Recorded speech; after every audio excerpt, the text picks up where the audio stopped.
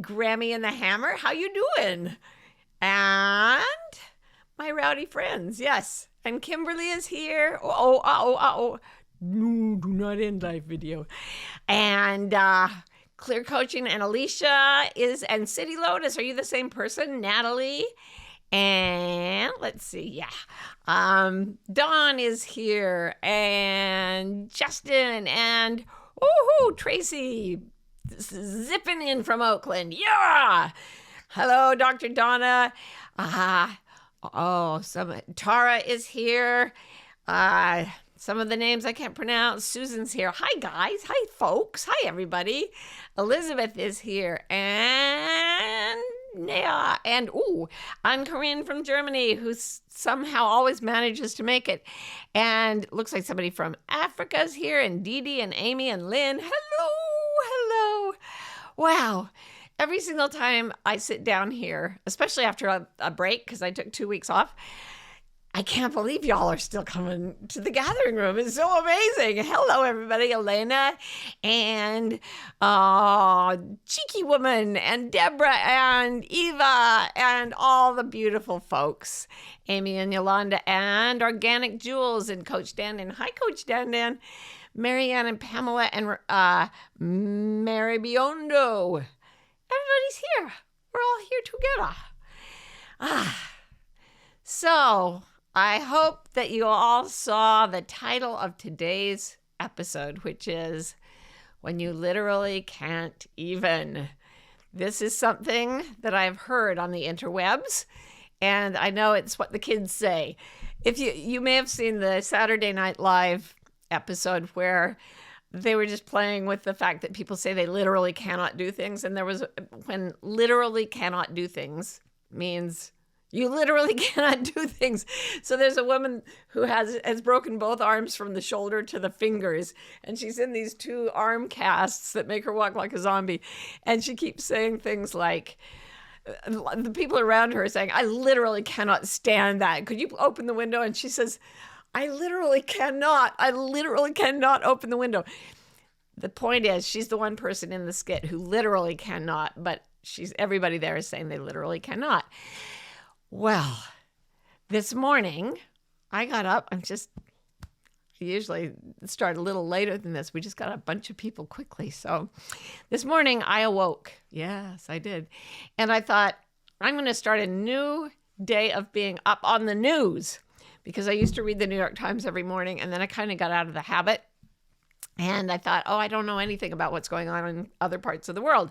So I went to the New York Times, and I read all about what's happening in China right now and what's happening in Ukraine right now. It is really bad. I mean, what some people are going through right now, especially when it's cold. You know, our hot water quit for a while this week, and I had to take a cold shower in Pennsylvania in the winter. And I was like, I think I literally cannot. Well, I did. It was a very unpleasant experience. But then I'm thinking about all the people who are in places like, Northern Europe and Northern China and North America, for that matter. All the people everywhere in the world who are having problems with heating, cooling, whatever it is. We live in a really tiny temperature zone, humans do. And for those who don't have enough food, enough clothing, enough shelter, it's brutal out there. And so I read all about China, and I've been to Northern China. I can feel the cold. There's a certain kind of cold that comes off the Gobi Desert that is like nothing else I've ever felt. And I'm feeling that. And by the time I was done reading the paper, I literally could not function emotionally. And I remembered why I don't always read the paper, and never in the morning. This was my mistake. So I thought, but I have to. So it's now 9:00 in the morning, and at 4:00 my time, I'll be doing the gathering room. And I was like, I think I literally cannot.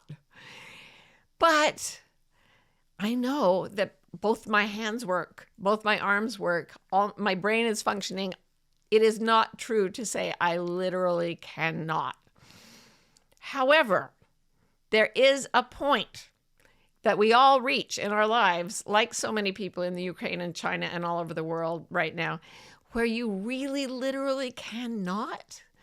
And I started thinking about the times in my life when I literally could not, for example, physically. I remember trying to go to to give a speech in Texas once, and I I was standing at the airline ticket. I checked my luggage, and I thought, if I can get into the plane and rest my head against the plane, I can stay awake and upright and not pass out. It didn't happen. I got my ticket, turned from the gate, and just on the floor, managed to like regain consciousness and crawl over to a pillar and call someone who came and got me, and woke up in the hospital. I literally could not go. I still feel bad about it. There are times when I literally cannot, you've had it too. There are times when you physically can't. There are times when you emotionally literally cannot. There are times when you logistically cannot. There's just no way to get all the things going. And I kept thinking about, how do we get aid to all these people, millions, billions of people, and the logistics of taking care of a human being for even one day, even one human being. It's really a lot. And then you have to do it again the next day. And those of us who have cared for others, younger, older, disabled, sick, whatever, sometimes you literally cannot. So I thought, well, what about the fact that we all get there? So there will be a time when we literally cannot draw another breath, and then we get to depart from this physical experience, and I think it will be wonderful. I truly, truly believe that will be wonderful. Getting there, not so wonderful, but once it's there, yeah, I think it's going to be wonderful. However, we've got to cope until then. You and me, we've got to cope. And I remember literally, like when I was pregnant with my son Adam, and he'd been diagnosed with Down syndrome, and I was trying to take care of my other kid, and then I got the flu on top of this massive morning sickness that made me puke constantly. So emotionally, I couldn't. Spiritually, I couldn't. Physically, I couldn't. Logistically, I couldn't. And I remember that I had read, for those of you who know the Bible, being raised religious, I remembered that there's a place in the Bible where someone tries to curse God and die. I think it's somebody's wife, like Noah's wife or something. And I'm like, okay, I'm going to try it. That was the only thing I could think of. I'm going to curse God and die. And I was like, damn you, God. And then I waited to die, and it didn't work. And I had to hang in, even though I literally could not. All of this made me think about the physical therapy I've been getting for the foot I had that literally could not keep walking. About 5 years ago, well, maybe 8 or 9 years ago, I broke my little toe walking around in South Africa in the nighttime out at the safari lodge. And I just taped it to my next toe and kept going because that's all they can do for them anyway. But it healed funny.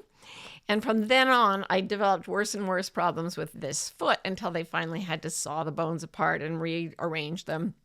And for 6 to 8 weeks, I literally could not do anything but lie there. Well, it healed, but it's a different foot. My brain does not remember that foot. Jill Bolte Taylor said to me, yeah, your brain doesn't know this foot. The bones have been rearranged. You have to teach it. You have to be very loving to it and teach it. So a while later, limping around, I went to a physical therapist for some other reason. I damaged my shoulder or something. Well, this physical therapist is a miracle worker. I mean, she is so good. I think she's actually like superhuman. Like, she's so intuitive. I asked her once, how do you know what to do so well? Because all these people come through the door and they literally cannot. And she knows what to do to help strengthen them so that they can again. And she said that she gets a hunch. She watches people walk around, and then she just gets a hunch, and she has tons of training, but she plays these hunches, and it always seems to help. And I said, are you ever wrong? And she kind of blushed and smiled and said, no, not really. Well, I go over to her little gym once a week, and she works me like a rented mule. I am not kidding. I suffer in that place. And she has me do weird things like stand on an inclined plane on my bad foot and then do squats on the one foot while holding the other foot up and bouncing tossing and catching a heavy medicine ball as I do this. And I'm supposed to do like 8 reps, 10 reps. I can't do it. Sometimes I literally cannot do it. And she just stands there, 8, give me 8. And she's not mean. She's just implacable. And so she had me doing something this week where she did it. It was so simple for her. But for me to do it on my one bad foot, which is, I mean, it's benefited tremendously. But the stuff she wants me to do on that one foot, I literally could not. So I was trying it, and I would do like 1 rep, fall over sideways, gag, choke. I was trying to balance on the one foot, then I'd get in position. I'd try to do this weird weightlifting thing, and I just kept falling down. And I finally said to her, I literally cannot. And she's like, all right, we're gonna change it a little bit. So she changed it so that the bend I had to do to start it was like literally 2 inches less. And then she's like, give me 8. And I was still vomiting and falling over and stuff, but I could just barely do it. And I felt so proud of myself coming out, and my foot was getting better. So I thought about the times when you really, truly cannot, because I literally could not. And I thought, here's the thing, here's the process you go through. No matter what the limitation is, physical, logistical, emotional, spiritual, whatever. First thing to do when you literally cannot is quit. And I strongly recommend it. People always tell me, quitters never win. Yes, they do. Quit smoking, quit, doing quite as much heroin or whatever. It's like quitting can be very, very advantageous. Like quitting a terrible relationship is not a mark of failure. It's a mark of courage and strength, and it sets both people free if you literally cannot. So here's the rule. If you really, really do not want to do it, and you really, really don't have to do it, don't do it. Okay? I'd love it if everyone here just apply that to something. If you think, I literally cannot face it, think, do I really have to do it? Do I really, really not want to do it? And if the answer to both those things is no, don't do it. Even if the neighbors look at you funny, do not do it. All right, that's the first thing. Quit. Next thing, rest. So what my physical therapist had me to do, most of the time, she had to modify the exercise, which is the next step. But usually, I can do maybe 1 or 2 of the exercises that she does effortlessly to show me how. But then I have to stagger around the gym, puking and gasping and drinking water and breathing hard and waiting for my heart rate to go down. I mean, she makes me do these things with my tiny little adjustment muscles in my left leg that should not be cardiovascular, but my heart is like pounding with the effort. So she'll let me take a few rests, and maybe I can just do 1, and then I have to rest. But she makes me do 8 of them, and she makes me do 2 rounds, and I'm like, But I always feel like, yeah, I did it. And furthermore, as the muscles learn to fire, very often when I think I literally cannot, and then I do it and rest, when I go back, it's just a little bit easier and a little bit easier. It's the strangest phenomenon, but I've had it in other areas of my life. If you're trying hard and then you rest, like writing is a really important place for this. You write until you literally cannot, and then you rest.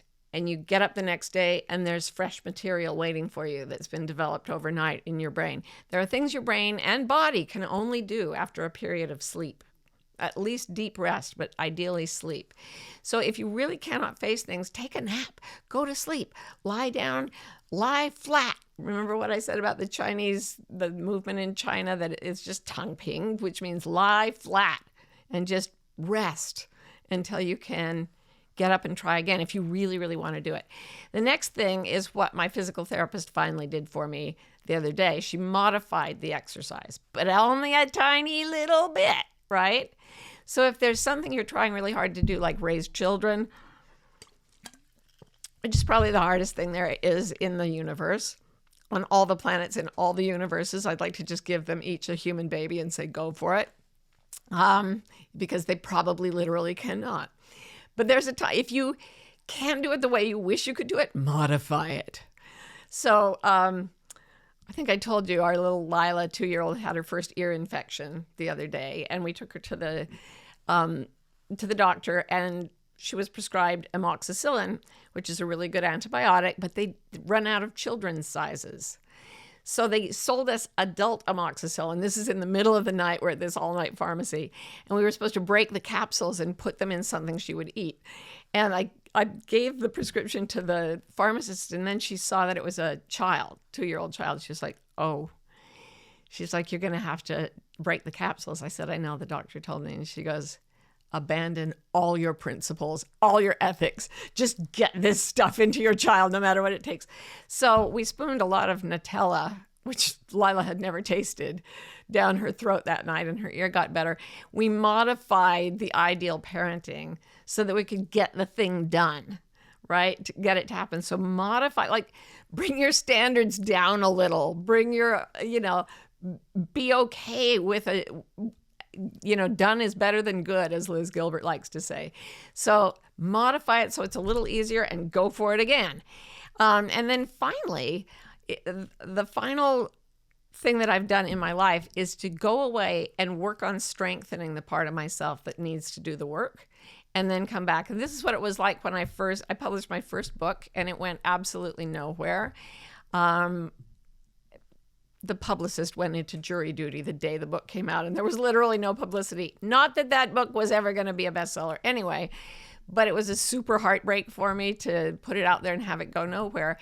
And what I had to do was go away. I licked my wounds, and then I thought, okay, I'm going to learn from this and write something that's catchier.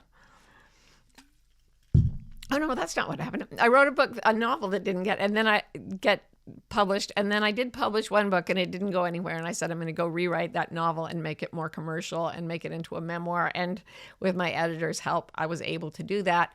And then I came back, and what I literally couldn't do before, I was now literally just barely able to do. So the 4 things, and do not go for that 4th one first, because that is a bitter place to be. First of all, quit. By all means, quit. If you don't want to quit, rest and then go back to it. If you still literally can't, then modify what you're trying to do.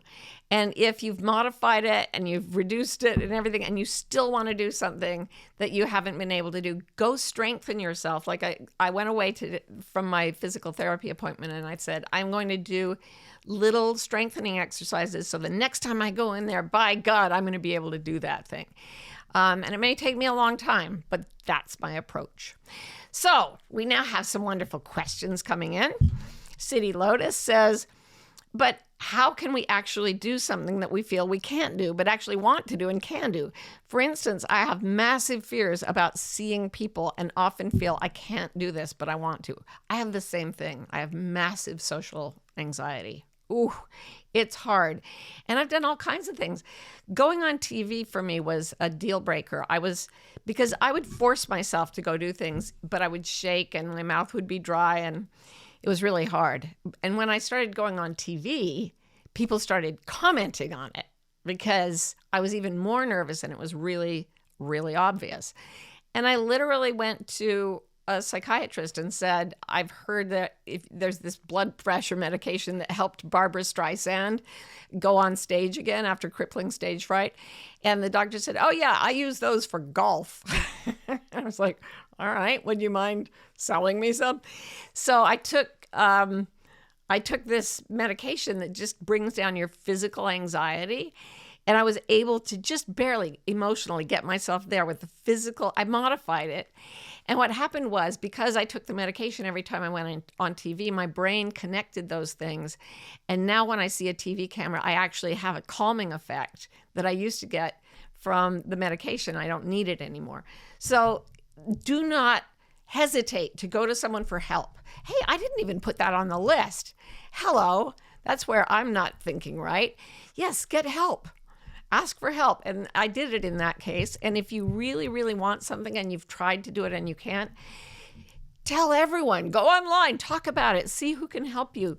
There's so many places and people where that might be reaching out with something that can help you. And you can't always do it alone, but maybe you can do it. if you have help. Jessica says, I have a few days to rest and literally cannot even slow down. I need to and haven't been able to do it. Help, LOL. That's a really good point. You get conditioned into being hyper speedy because you're trying to keep up with things. And a lot of us do that with adrenaline and cortisol. And we know now that as a population, humans are so stuck in their fight or flight mind state that those hormones that are supposed to come bang very quickly when we're attacked by a lion or something and then go away, they come and they stay.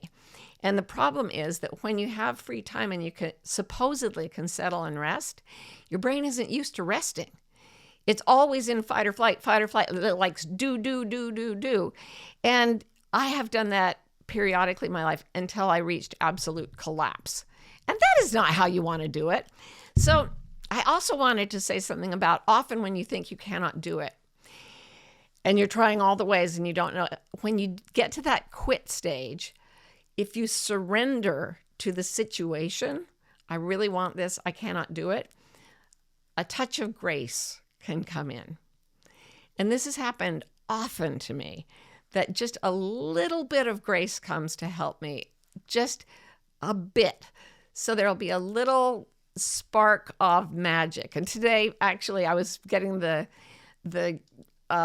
gathering room ready, and someone came to visit that I wasn't expecting. It's somebody who comes and takes my son Adam out to do activities, and she usually doesn't come on a Sunday.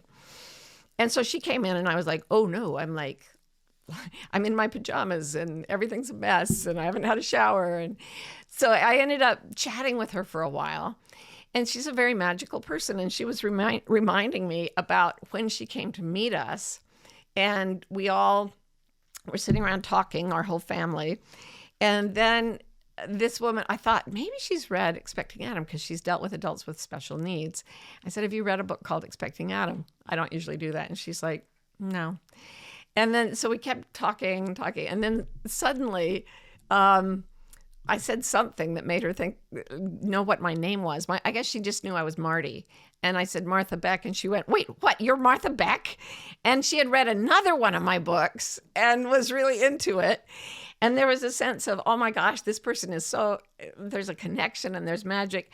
And that same person came to the house today when I wasn't expecting it and reminded me of that little touch of, oh, there's a connection there. And I felt the magic in her. I literally felt it come into the house with her, and it lifted me a little. And I felt so much gratitude at that little bit of grace. But see, whatever God is like my physical therapist. Never just does it for us. Never makes it super easy, no problem. Modifies it maybe an inch and then says, give me 8. And you're like, I love you for doing that to me. And that is how I go through my life. So yeah, if you can't slow down, then either go until you collapse, find somebody who makes you laugh and can get you offline again, or just run around in tight circles. Eventually it will end.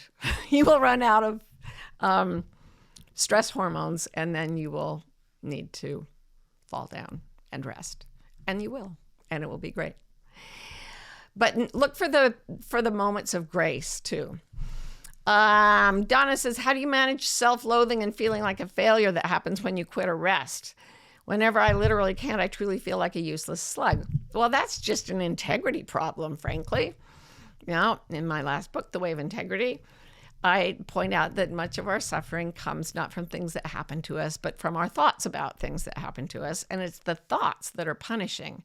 So say Donna couldn't manage to shovel the walks in a snowstorm. Really, literally could not. Okay, there's snow on the walk. Do you call a neighbor? Do you sprinkle salt? Like, there are different things you could do. Or do you sit in your house and call yourself a failure and a slug? You could do anything, all of those things, or nothing at all. But if you don't call yourself a useless slug, you're not going to take that hit to your emotions, to your heart. And the reason it's so horrible when it hits you is that it's a lie. It's not just that it's negative and punitive, it's that it's not true. So if you have a thought in your head that repeatedly makes you loathe yourself, check it for literal truth. Literal. This whole gathering room is about literal things. Are you literally a useless slug? Why, no, you have arms and legs. You are not a slug. Then you can go to work on useless. I guarantee that's a lie as well. But we throw those things at ourselves, and we do feel like useless slugs who should be able to do it when we literally can't. So quit calling yourself a useless slug, first of all, and then move on, because you are not a useless slug. No one here is. You are beautiful and perfect exactly as you are. Jen says, how do you tell the literal from what your brain is telling you? In other words, the new edge you find with coaching help, surprising new levels of ability. That's actually, it pertains to what I said about getting help. There's a place where I'm very, very driven to do the things I really want to do. But there's a place beyond which I cannot drive myself. At that point, if I'm with other people, I'm able to go to that new level. I discovered this in high school when a few of my friends and we were studying for a bunch of really hard exams, the advanced placement exams. I don't even know if they still have them. Anyway, we all wanted to take a bunch of these things, and they were really hard. So we would get together in a room in the library, and we all had to study for half an hour, and then we'd look at each other and talk for 10 minutes, and then back in for half an hour. And we were able to push ourselves. Remember, there was a rest there, and there was also help in terms of other people around you who wanted you to succeed. And just being there, just having someone be there with you can drive you to new heights. My physical therapist is not going to physically batter me if I don't do what she says. But her presence, her uncompromising expectation that I can do this, it changes everything for me. So look for other people's energy to join with yours. I bet everybody on the gathering room would show up for any other person on the gathering room just to be present while you try. And if you try with another person there, it's amazing what you can do. Okay, I'm the Valerie says, how to comfort the part of myself that really wanted to do what I planned and literally cannot do. It cares so much about cultural pressure and stuff.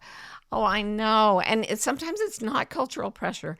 Sometimes, like, you literally can't stay alive until your children grow up, or for that matter, have children. You know, there are things you literally cannot do that will break your heart to smithereens, whether or not you have cultural pressure.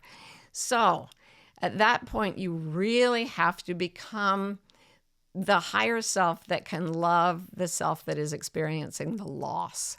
So I've talked about this before, that there's a higher self. There's a little animal self that is a monkey. So it feels social pressure and physical suffering and grief.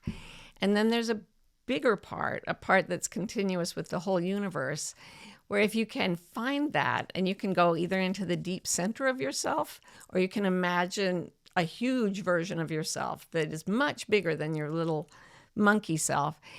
And if you can find just a bit of compassion for the one who literally cannot, they say in Asia, imagine yourself with your head in the lap of the Buddha.